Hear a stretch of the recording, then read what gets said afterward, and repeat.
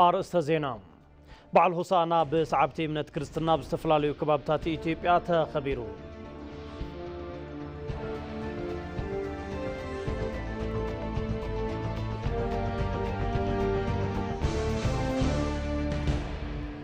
بعل هوسانا بأريام أب أكسوم سيون باستفلاليو حيمان تاوي سرعتات تخبيرو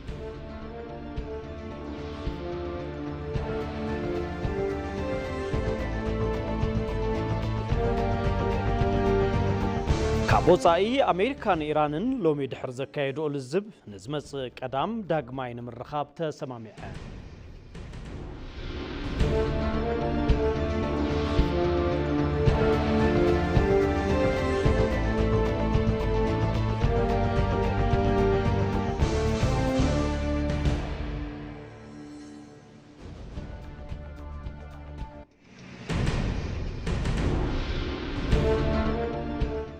على تسنبت حمشت ميازيا كل تشحن عصر شوعتنا متمرت قطري ساعات شعات تعاقلو نباخم تدالو ما زينا اي تي في تغرينا حيزنا لكم قريبنا لنا كم يتعلو كبرات تملكتم زيناتات جيتاتشو علو مساخم كصنحي دحر زحصر مسغاغريت كنرخبينا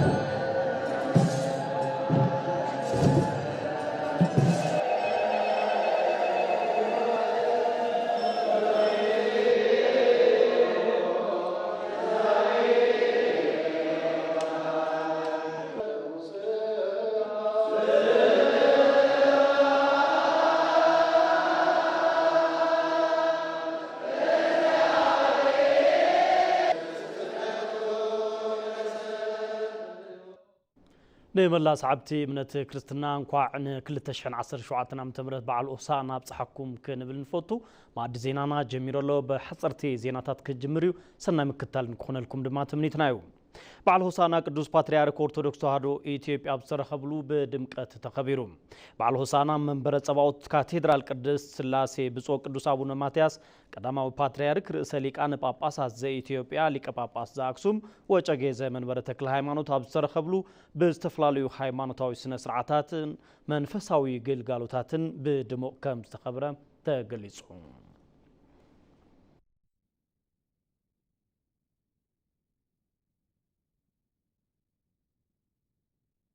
بتمساسالي بعل هوسانا بسعبتي من كاثوليكاوس بيت كريستيان إثيوبيا تخبيرو علوم بعل هوسانا بسفلاليو كبابتات هاجرنا بسعبتي من كاثوليكاوس بيت كريستيان بسفلاليو كبابتات إثيوبيا لو معلتي بدمو تخبيرو تي بعل أبا أديس أبا كاتدرال قدس لدتا مريم كاثوليكاوس بيت كريستيان إثيوبيا ሊቀ ጳጳስ ብፁዕ ካርዲናል ብርሃነ ኢየሱስ ሱራፌል አብሰረኸብሉ በስተፍላልዩ ሃይማኖታዊ ስነ ስርዓታት ተኸቢሩ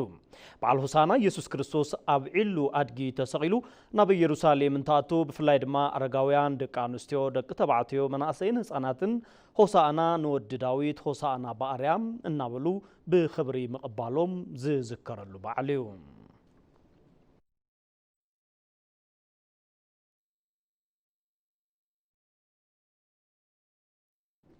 بتمساسالي زينا بسعبتي من أرثوذكساويت تواهدو إثيوبيا بعل هوسانا تخبيرو بعل هوسانا بستفلاليو كبابتات هاجرنا بسعبتي من أرثوذكساويت تواهدو لو معلتي تخبيرو علوم بمسرة سعبتي من أرثوذكساويت تواهدو إثيوبيا ناي لوم سنبت ناي مداتا سنبتتي عبيس انتخون بعل هوسانا زخبر اللعلة ونيا تي بعل يسوس كريستوس أبلعلي زي تنعقت علو أدقي كوينو تحت النازر اللعلة مخانو أبوتات إمنة يمرو بعل هوسانا يسوس كريستوس أب علو أدقي تسغيلو ناب يروساليم انتمرح ህፃናት ሆሳዕና በአርያም በመባል ንኢየሱስ ክርስቶስ ምቕባሎም ዝዝከረሉ በዓል እዩ። 8 ሰሙናት ዘለዎ ዓብይ ጾም ድሕሪ ዕለተ ሆሳዕና ሕማማት ኢየሱስ ክርስቶስ ዝዝከረሉ ሰሙን እዩ።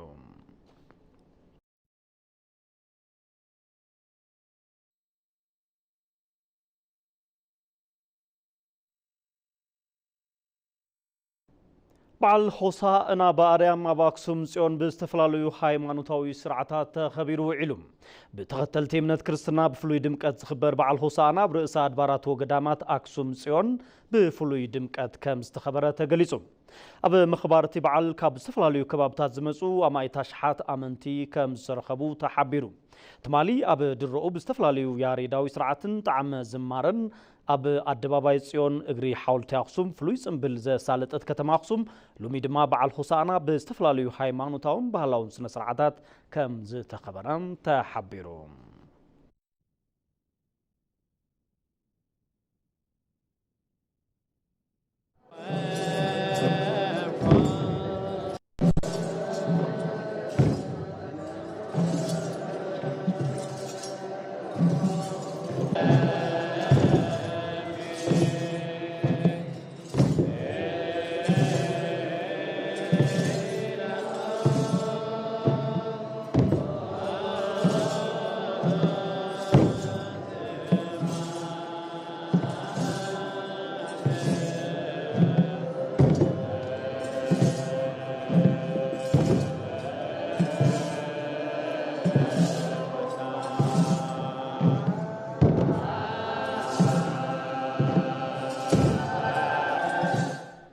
ማዕድ ዜናና እንዳቀጸለ እዩ። ኣፈጻጽማ ፕሮጀክት ዓብይ ግድብ ሕዳሴ ኢትዮጵያ 98.66 ሚእታዊ ምብጽሑ ተገሊጹ። ኣፈጻጽማቲ ፕሮጀክት ይገባደድ ምስ ምህላው ተተሓሒዙ ናይቲ ግድብ መፈልፈሊ ሓይሊ ዩኒታት ናብ ስራሕ ኣትዮም ተባሂሉላ። ቀዳማይ ሚኒስትር አብይ አሕመድ 11 መጋቢት 2017 ዓ.ም ኣብ ባይቶ ወከልቲ ህዝቢ ኣብ ዝሃብዎ መብርሂ ኣብ ቀጻሊ 6 ኣዋርሕ ሪቫን ዓብይ ግድብ ሕዳሴ ኢትዮጵያ ክንቆርጽ ኢና ምባሎም ዝዝከር እዩ።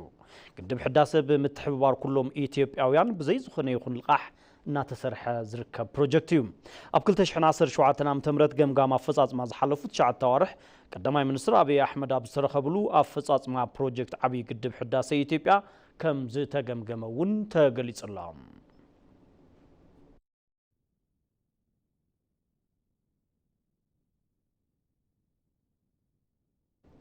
ኣብ ምክትታል ማዕድ ዜና ኢቲቪ ትግርኛኹም ትርከቡ ክቡራት ተኸታተልቲ መርጽኩም ስለተከታተሉና ነመስግነኩም። ሕዝውን ምሳና ጽንሑ ብዝርዝር ናብ ዝሓረናዮ ዜና ክንሰግርና። ኣብ ክልል ኦሮሚያ ዞባ ምብራቕ ሐረርጌ ሎም ዘበን ጥራይ ልዕሊ 220,000 ሄክታር መሬት ስራሕቲ ተፋሰስ ከም ዝተሰርሐ ተገሊጹ። ነበርቲ ዞባ ብምኽንያት ስራሕቲ ተፋሰስ ካብ ተሓጋዝነት ወፂኦም ዓርሶም የመሓድሩ ብዛዕባ ምህላዎም እውን ተሓቢሩላ። ኣቤል ሙሉገታን ዘዋደዱ ጸብጻብ ሙሉ ብርሃን ግርማይ ኣብ ክልል ኦሮሚያ ዞባ ምብራቕ ሐረርጌ ስራሕቲ ልምዓት ተፋሰስ ስፍሕ ብዝበለ ብርኪ እናተሰርሐ ዘሎ ተግባር እዩ። ኣቀማምጣ ከባቢ ጎቦታት ዝበዝሕዎ ብምዃኑ ኣብ ዘመናት ንዝተፈጥረ ምሽርሻር መሬት ንምክልኻል ነበርቲ ከባቢ ጉዳይ ህልውና ዝገበርዎ ስራሕቲ ክንክን ከባቢ ብሓባር ብምስራሕ ምስለቲ ከባቢ ንኽቕየር ኣኽኢሎም እዮም። ኣብ ወረዳ ጉረጎንቱን ግራዋ ዝተሰርሑ ስራሕቲ ብርክት ዝበሉ እንትኾኑ ጭቡጥ ለውጢ እውን እናተርኣየ መምጽኡ ነበርቲ ከባቢ ገሊጾም እዮም። ወደ 2004 አካባቢ ጀመረን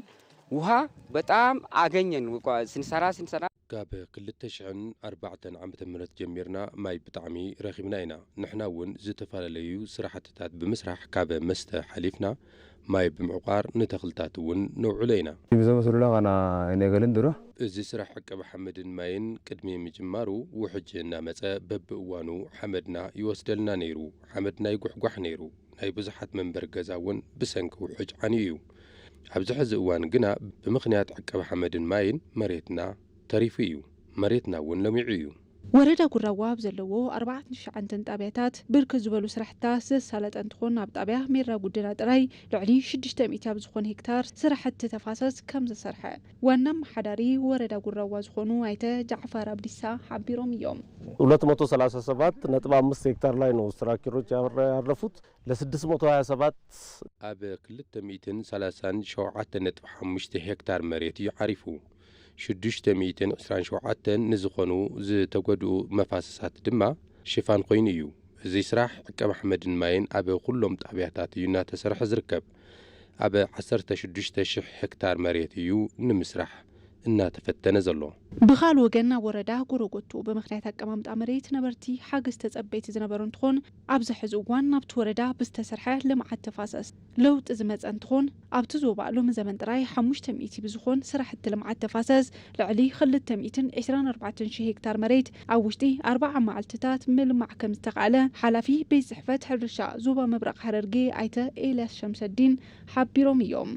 ከርሰ ምድርዋ ተመልሷል የአየር ለውጥ ተስተካክሏል ዕቁር ማይ ውሽጢ መሬት ተመሊሱ እዩ ለውጢ ከባቢ ኣየር እውን ተማዕራሪ እዩ ልሙዕነት ሓመድ እውን ወሲኺ እዩ መፍረያይነት ምህርቲ እውን ወሲኺ እዩ ኣብዚ ሕዚ እዋን ምብራቕ ሐረርጌ ካብ ተሓጋዛይነት ወፂና ናብ መፍረያይነት ተሰጋጊርና ኢና እዚ ድማ ብምኽንያት ልምዓት ተፋሰስ እዩ ዋና ዳይሬክተር ቤት ጽሕፈት ሰመዚ ሓለዋ ከባቢ ፌደራል ዝኾኑ ኣይተ ተሾመ አቡኒ ቦገኖም ኣብቲ ዞባ ዝተሳለጠ ስራሕ ዝበረታትዕ ምዃኑ ሓቢሮም እዮም የተፈጥሮ ሀብት ሁሉም ዜጋ ሁሉም ህዝብ አውቆ ተረድቶ የኔ ጉዳይ ነው የመኖር ያለ መኖር ጉዳይ ነው ብሎ ንሃብቲ ተፈጥሮ ኩሉ ዜጋ ፈሊጥዎ ተረዲዎ ናተይ ጉዳይ ኢሉ ክከናኸኖ ይግባእ ተፈጥሮ እንትለምዕ ከዓ ነቲ ከባቢ ብዘይጎድእን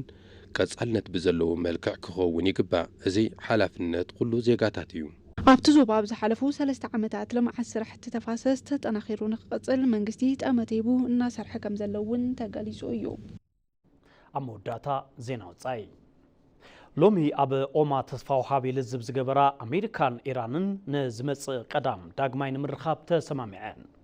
ኣብ መንጎ ኣሜሪካን ኢራንን ኣብ ኦማን ዝተገብረ ልዝብ ኒውክሌር ወታውን ሓናጽን ነይሩ ክብል ዋይት ሃውስ ኣብ ዘውፅኦ መግለጺ ኣፍሊጡ ዋይት ሃውስ ነቲ መግለጺ ዝሃበ ብስቲቨን ዊትኮፍ ዝተመርሐ ጉጅለ ልኡኽ ምስ ሚኒስትር ጉዳያት ወጻኢ ኢራን አባስ አራግቺ ኣብ ኦማን ሙስካት ተራኺቦም ልዛሞም ስዒቡ እዩ ክልቴን ሃገራት እንተተኻኢሉ ኣፈላላየን ብልዝብን ዲፕሎማስን ንክፈትሓ ካብ ፕሬዚዳንት ትራምፕ መምርሒ ምቕባሎም ዊትኮፍ ንኣራግቺ ነጊርዎም እዮም ክብል ዋይት ሃውስ ኣብ መግለጺኡ ኣረድዩ እቶም ጉዳያት ኣዝዮም ዝተሓላለኹ ብምዃኖም ፍሉይ ልኡኽ ፕሬዚደንት ትራምፕ ናይ ሎሚ ቀጥታዊ ርክብ ንክልቲኦም ወገናት ጠቃሚ እንትኾይኑ ኣብ ውጽኢት ንምብጻሕ ሓደ ስጉም እዩ ኢሎም ክልቴን ሃገራት ንመጻኢ ቀዳም ዳግማይ ንምርኻብ መስምምዐን እቲ መግለጺ ወሲኹ ሓቢሩ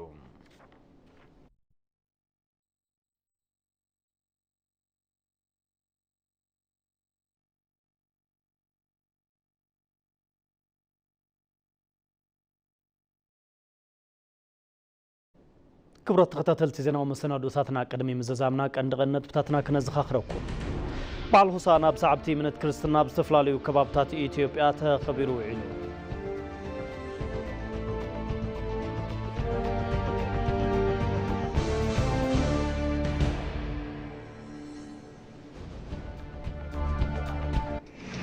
بتمساسالي بعل حسانا باريام أب أقسوم صيون بستفلاليو هايمانوتاوي سنسرعتات تخبروا علو